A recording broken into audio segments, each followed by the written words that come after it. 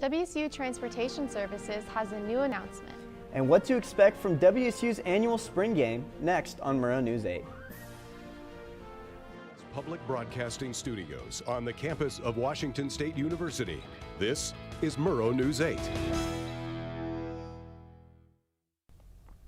Good evening, I'm Michel Harmon. And I'm Vasily Varlamos. Welcome to Murrow News 8. WSU Student Entertainment Board's annual Spring Fest is today. The concert is at the Cub Senior Ballroom and doors open at 6 p.m. The headliner for the show is hip-hop artist 24K Golden, along with openers Bankroll Hayden and 49th Parallel. Tickets are on sale now on the WSU SEB website. WSU Transportation finalized its parking rate increase over the next 3 years. The price hike is not as steep as it was initially proposed. Originally, the WSU Parking and Transportation Task Force planned to increase parking permit costs by 30%. The task force has since decided to increase rates by 25% instead. The initial price hikes will be initiated July 1st. Assistant Director Cody Wilson said that the change in increase was due to feedback from the public.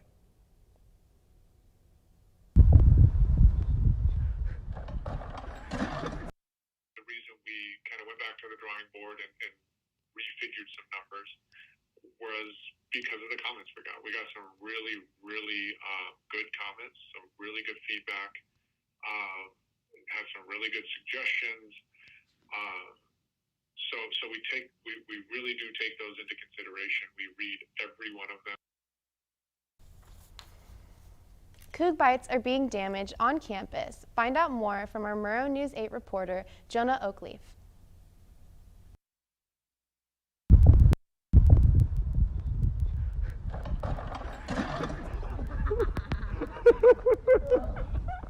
Campus Coug bikes, a form of convenient transportation for some, but seemingly a source of rowdy entertainment to others. Coug bike stations, just like this one on Greek Row, are fairly common on campus and give students a form of transportation that is not as harmful to the environment. All that someone needs to do to ride one of these bikes is go to the back of the bicycle here with a solar panel, enter their PIN they got from the app, and we're good to go.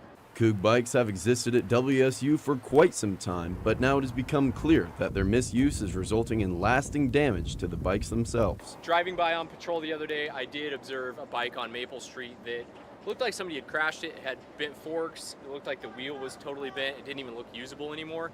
It definitely happens. Kind of the funny part is, when the semester begins, this rack will be full of bikes, and by the end, it's almost completely empty. One possible reason for the decrease in usable Coug bikes at campus stations is they're ending up here, laying discarded and damaged in front yards and sidewalks. As the misuse continues, there's no telling if there will be any usable Coug bikes left in the coming years. In Pullman, I'm Jonah Oakleaf.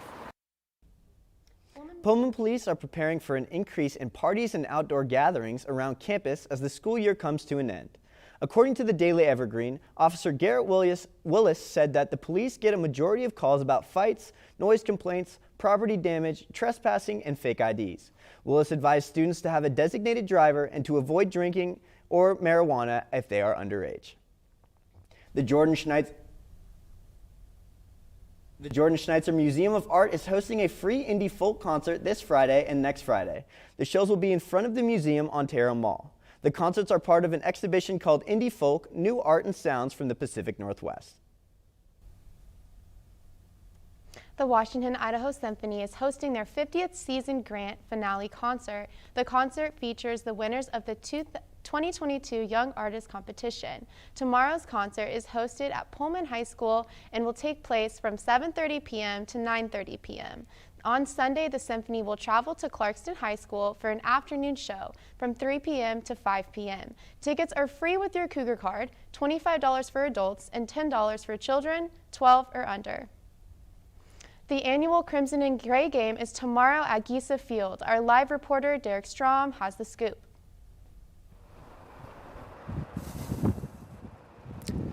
Thanks, Michelle. The Crimson and Gray Game's always been a staple of spring sports here at WSU. And this year, the football team's added some new events so that there's a little bit of something for everybody.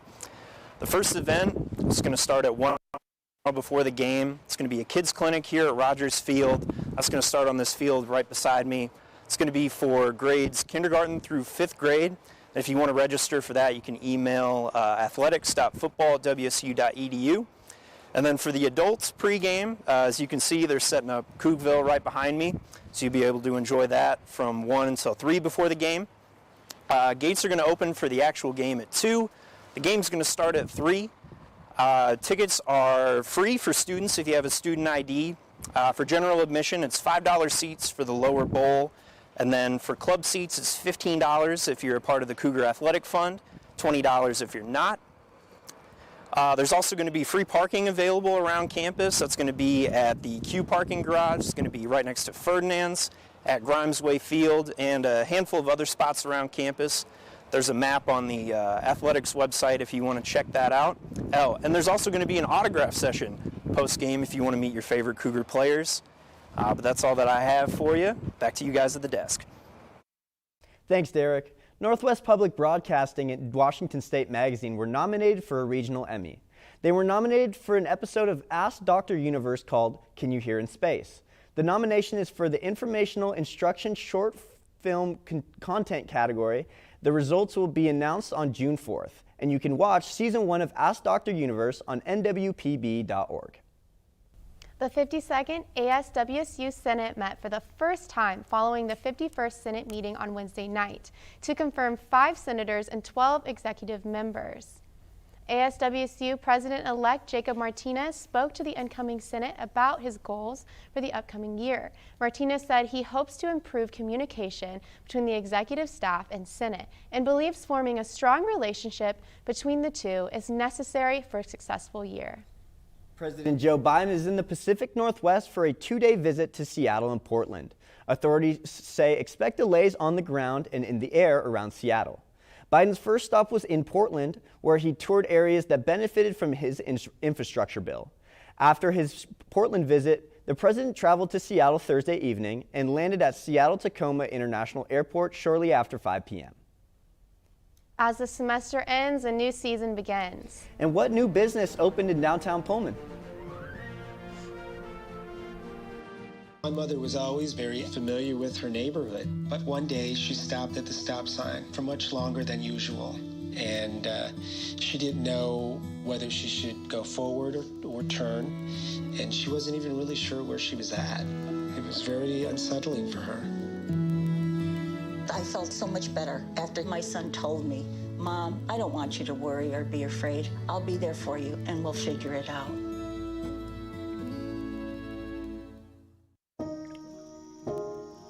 This is the story of a boy who didn't talk for a long time. The boy liked things to always be the same. Any changes would scare and upset him. The unknown was an unfriendly place. The boy was very sensitive to lights and sounds.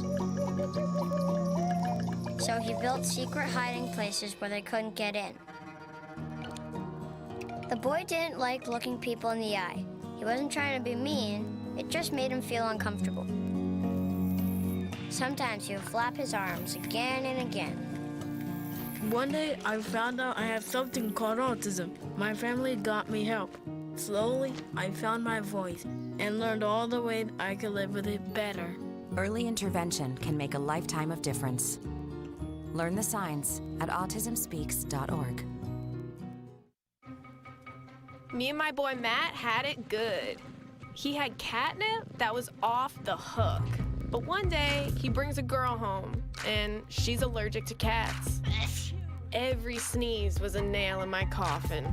Now I'm in a shelter. It's decent, but they don't even have Wi-Fi.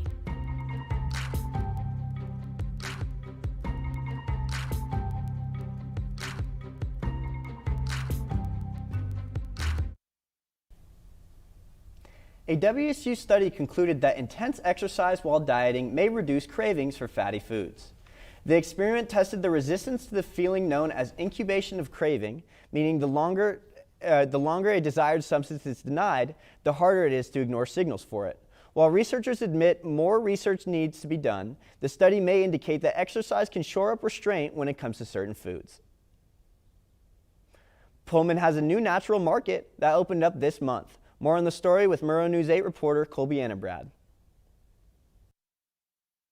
Natural market here in Grander Goods, right on the corner of Main Street and Grand Avenue.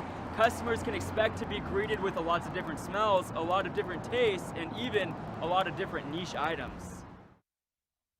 I am a co-owner with CJ Robert, who owns Pups and Cups down the way. I have been here for 5 years, and I was a student to begin with. People will look at a bottle of medicine and they'll be like, oh, this has this in it, and I can't have it. So they put it back. We're trying to really be as transparent as possible. A lot of our stuff is locally sourced. We have our breads from Jacob's Bakery in Uniontown. We got it this morning and we're like halfway down now in the case. We encourage people to bring in their own bottles and their own like containers to fill up things, so then we have them provided, but I mean, bringing in your own, then we don't really have to waste anything on our end, and then people don't have to waste anything on their end. We opened on the 1st, and it wasn't a joke, so we had to actually put up that it wasn't a joke, because a lot of people were like, are you sure you're opening on the 1st? And we were like, yep, we sure are. You can grab your little jar of tea or even your special loaf of bread anytime between 10 a.m. and 7 p.m. Tuesdays through Sundays. I'm Colby Ennebrad, joined by videographer Lucy Lobdell with Murrow News 8. Washington's lake fishing season opens Saturday. Washington Department of Fish and Wildlife planted over 16 million trout in thousands of lakes across the state for opening day. The Idaho Spring Chinook salmon fishing season starts Saturday as well. Anglers can look forward to a good year of fishing, as Idaho expects the Spring Chinook run to be the largest since 2015 with about 40,000 fish. The Garfield-Palouse High School Boosters will be hosting a donkey ball fundraiser in Palouse on Sunday afternoon. The event starts at 3 p.m. in Palouse High School gym. Advanced tickets are $10 for adults, $8 for students, and $5 for children. Gate tickets are $12 for adults. Students have $10 tickets and $7 for children. If you are interested, contact the Garfield-Palouse FFA student or Garfield-Palouse FFA boosters for tickets or are on Facebook Messenger. Families Together and the Palouse Alliance are hosting a family fair on Saturday. Their fair will be at Pullman City Playfields from 1 p.m. to 4 p.m. The fair hopes to join community partners to share support for children with disabilities and showcase the value they place on community health. Latah County Solid Waste and City of Moscow and Latah Sanitation, Inc. are hosting a free shred day this Sunday from 9 a.m. to 3 p.m. The free document shredding event will take place at the Latah County Fairgrounds across from Safeway. It is open for all Latah County residents, excluding commercial accounts, and the limit is for the equivalent of 3 paper grocery bags full. The Deary Volunteer Fire Department is hosting a pancake feed Saturday from 7 a.m. to 11 a.m. The feed will take place at the Old Fire Hall. Donations will be accepted. If you missed the fire department breakfast, Julietta Kendrick, Volunteer Fire Department, is hosting a breakfast on Sunday as well. The feed is from 7 a.m. to 11 a.m. as well and will take place at the Julietta Elementary School cafeteria. The Julietta feed is $10 for adults and $4 for kids. Bring your reusable bags and hydro flasks for this holiday. Find out next after the break.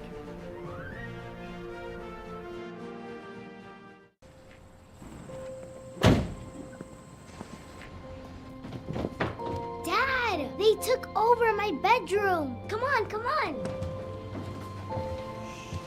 Okay, Dad. 1, 2, 3.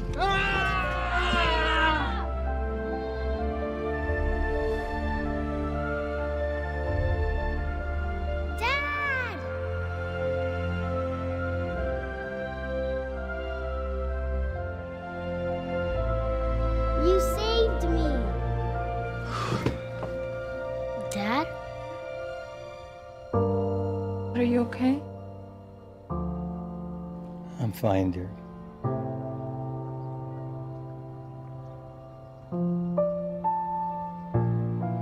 Your hero needs you now, and AARP is here to help. Find the care guides you need at aarp.org/caregiving. There. Can I tell you a cat joke? Just kidding. Why did the girl ask the mushroom to dance? Because he was a fun guy. What do you call a pig that knows karate? Pork chop. Why was the basketball court all wet? Why? Because the players kept dribbling all over it. Can I tell you another one? So how does a tissue dance? Put a little boogie on it. What's Beethoven's favorite fruit? Banana. What is a boxer's favorite drink? Fruit punch.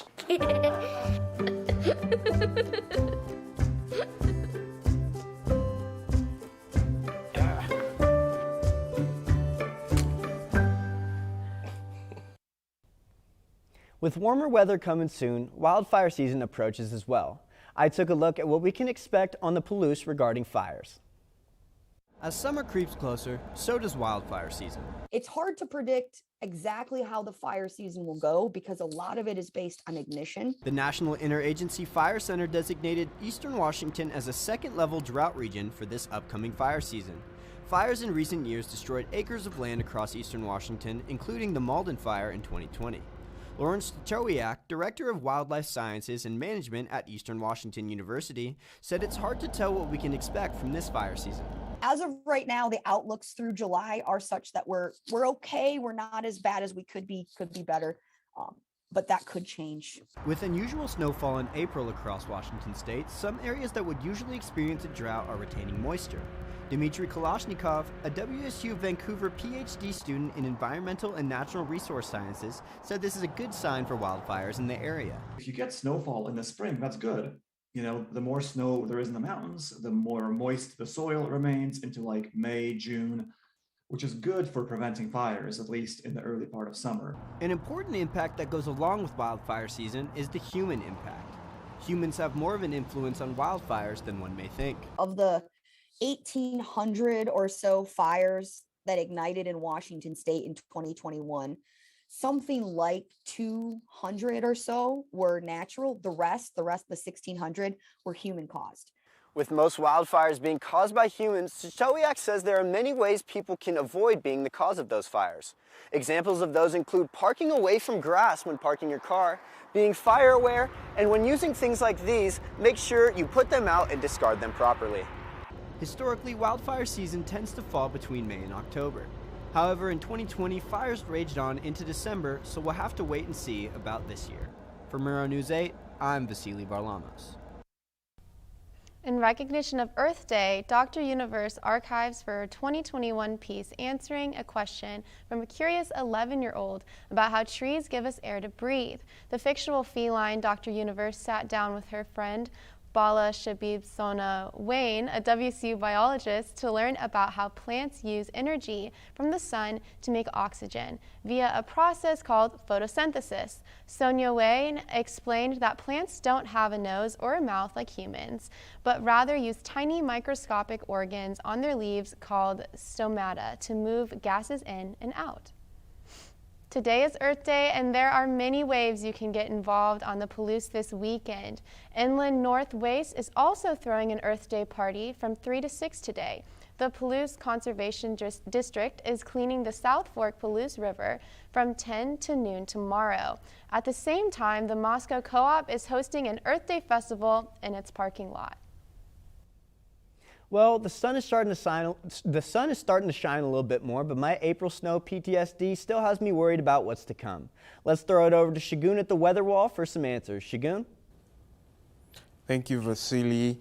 You can forget about snow. I don't think we're going to have any snow again because walking down to class today was a little bit chilly. As we can see today, we have a high of 55 degrees and a low of 36 degrees, and with wind coming in from the west at 10 miles per hour.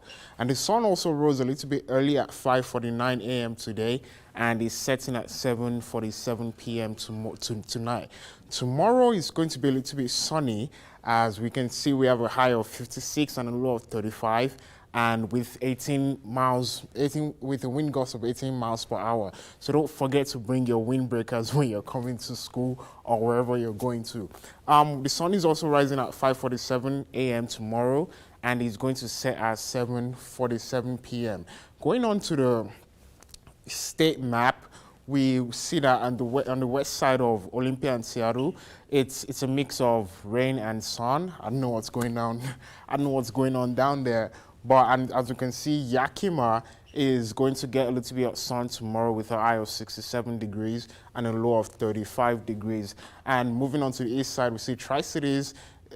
Tri-Cities is going to get a high of 67 and a low of 42, while Spokane and Pullman are looking a little bit sunny with highs of 59 and 55 and lows of 37 and 36. I'll step away for the 5-day forecast. As we see on Friday, it's going to be a little bit of rain. Don't worry, we're not going to have snow. Saturday and Sunday are pretty much going to be sunny, while Monday and Tuesday are going to be cloudy and there will be a little bit of rain. So, Vasily, you don't need to worry about snow anymore. Back to you at the desk. Wow, I'm really happy about that. I'm really excited to get rid of the snow, and hopefully it's going to be sunny like it should be on late spring, early summer. So, hopefully, what do you think, Michelle? You excited to get rid of the snow? Oh, totally. Yeah, snow in April is not my thing. So I really hope now that it's almost May that we don't have snow in May. That'd be great. But next, coming up in sports, find out how WSU tennis did in the Pac-12 quarterfinals. And what we can expect from the WSU track meet today. This is the story of a boy who is very sensitive to lights and sounds. So he built secret hiding places where nothing could get in. The boy didn't like looking people in the eye. It made him feel uncomfortable. One day, he found out he had something called autism. His family got him help, and slowly, he learned how to live with it better. Early intervention can make a lifetime of difference. Learn the signs at autismspeaks.org. Days, months, Hey, I'm Jim from across the street. years, I'd like to give you this. a lifetime can rush by without realizing what we're missing. We lose some of the best moments, some that may never repeat, Come on. or detach from people around us. Our loved ones grow used to this pattern, but it doesn't have to be that way. We have a choice to take action.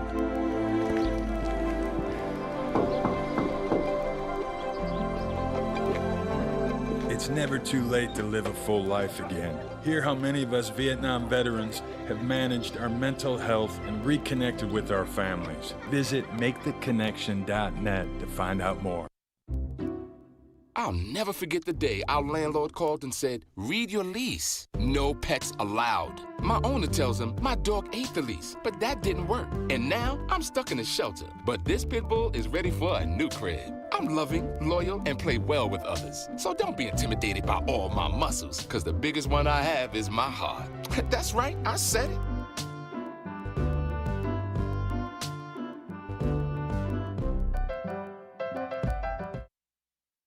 I'm Chris Mitchell with your sports. WSU tennis unfortunately fell to UCLA 4-1 at the Pac-12 quarterfinals yesterday evening. However, freshman Elise beat Bruins' Ava Katazarite in straight sets for her second singles win at the Pac-12 championships. While the season is over for the team, they will wait for the NCAA selections for both singles and doubles to see if any Cougs have more tennis to play. WSU golf will hit the links for the first two rounds of the Ping Cougar Classic in Provo, Utah today. The tournament teed off at 7 a.m. this morning and will also do that tomorrow for the third round. WSU is the only Pac-12 team in this tournament and will send out a 5-man lineup against the field of 12 other schools. Moving on to WSU baseball, Cougar baseball is back in action against 10th-ranked Oregon Ducks tonight at 6 p.m. Sophomore southpaw Cole McMillan is on the bump for the Cougs today and will look to outduel Oregon's R.J. Gordon. Over the weekend, your WSU probable starters are righty Grant Taylor tomorrow and redshirt junior McCabe Cottrell will have the ball for the series finale on Sunday. Men's and women's track will have their first action at Newberry Track and Field Complex since 2018, and fittingly is a head-to-head meet against Washington. As a part of the Boeing Apple Cup Series, field events will start at 10:30 a.m., track events will start at noon. WSU will look for some revenge after losing 2 of their last meet against the Huskies. And listen up, Cougs, this is the last time I could tell you about the Crimson and Gray game tomorrow. It is at Giza Field and will start at 3 p.m. And like Shagun told you, it should be some pretty nice weather. And 2 out of the 3 Cougs that are currently in the NBA will have some playoff basketball action this weekend. Of course, there's Klay Thompson, who will play on Sunday when the Warriors look to complete the sweep of the Nuggets. But there's also Malachi Flynn, who sees some rotational minutes with the Raptors as they conversely look to avoid getting swept by the Sixers. The third player who is not in the playoffs is CJ Ellaby, who is a member of the Portland Trail Blazers.